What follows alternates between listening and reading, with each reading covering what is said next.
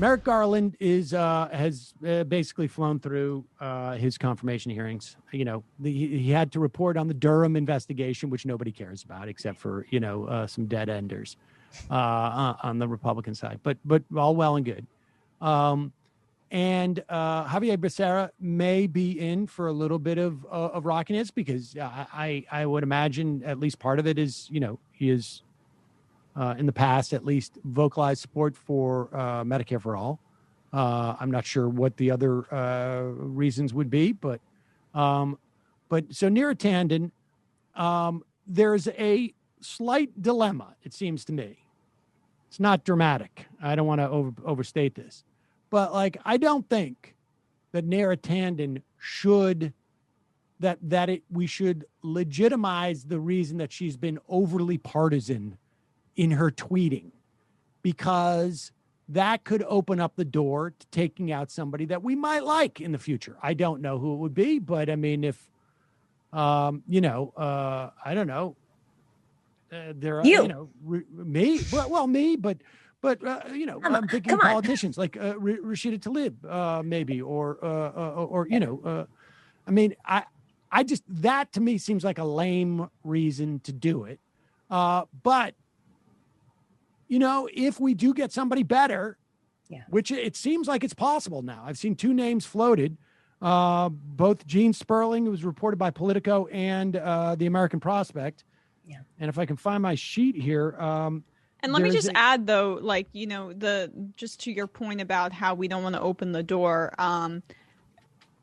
that's assuming that everybody involved is operating in good faith, which they're not. But that's then who cares? Right. They're going to do whatever they're going to need to do and change the rules for whoever they want to take down. I mean, my only thought is, okay, yes, she's partisan in her tweets, but it's not the partisanship that bothers me. It's the hostility. It's the it's how she interacts with other human beings who stand in her way in any way, how she spreaded misinformation about people, how she character assassinated people. I don't care if she's a partisan. That's why, Biden won. Shocker. He's going to bring in people who think like him. And I don't know. I mean, that's the one point I'll make is that I've said this time and time again, she caused a lot of problems for a lot of people, dangerous situations, frankly. She incited anger, I'll say, from folks online. And the interesting thing is that where is her constituency? Great question. I mean, what's fascinating is that if, let's say, Deb Haaland is attacked, right, you're going to see an uproar. Yes. From the left. I think maybe even with Becerra to some extent, a little bit, to some extent. I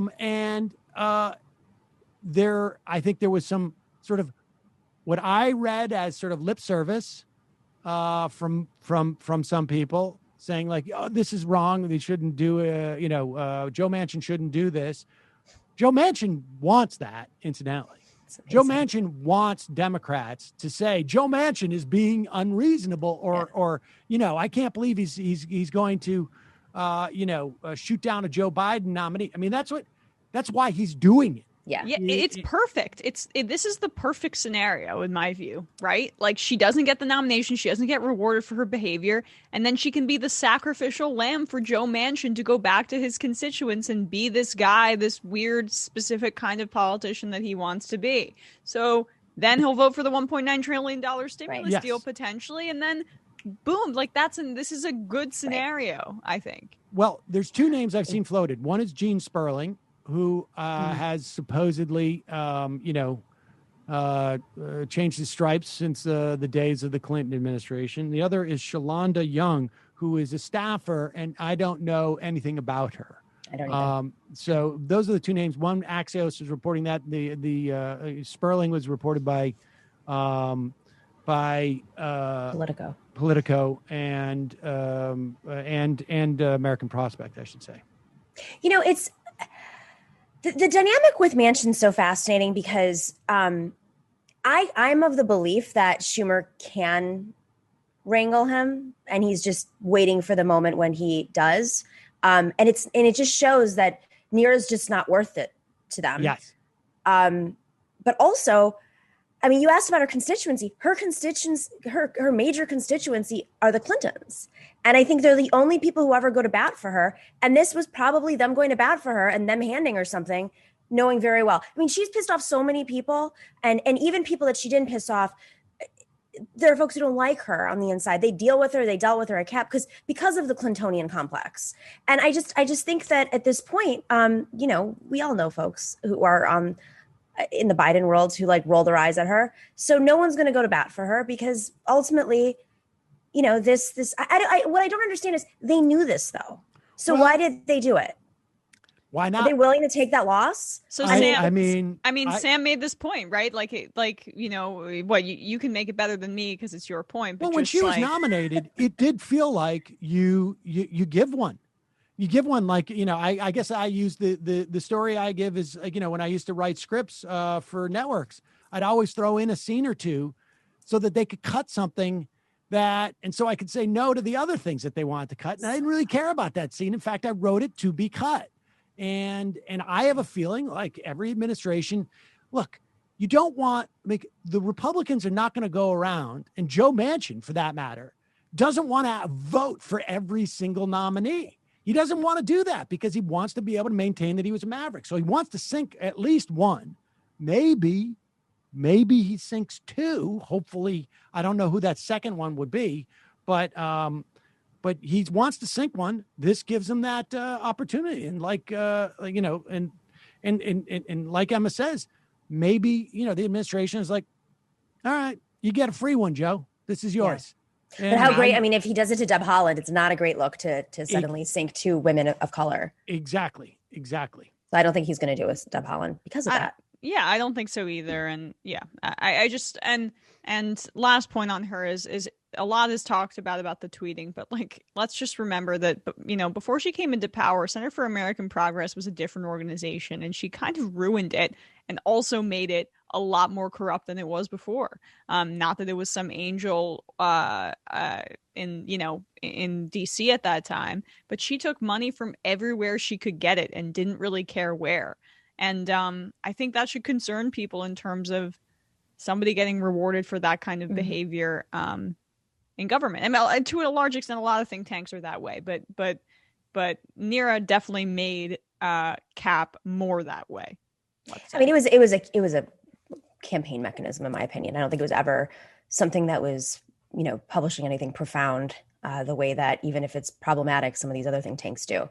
I don't know. It's a Podesta think tank. So I'll completely blame her. I just think that she's part of that apparatus and that's how it functions.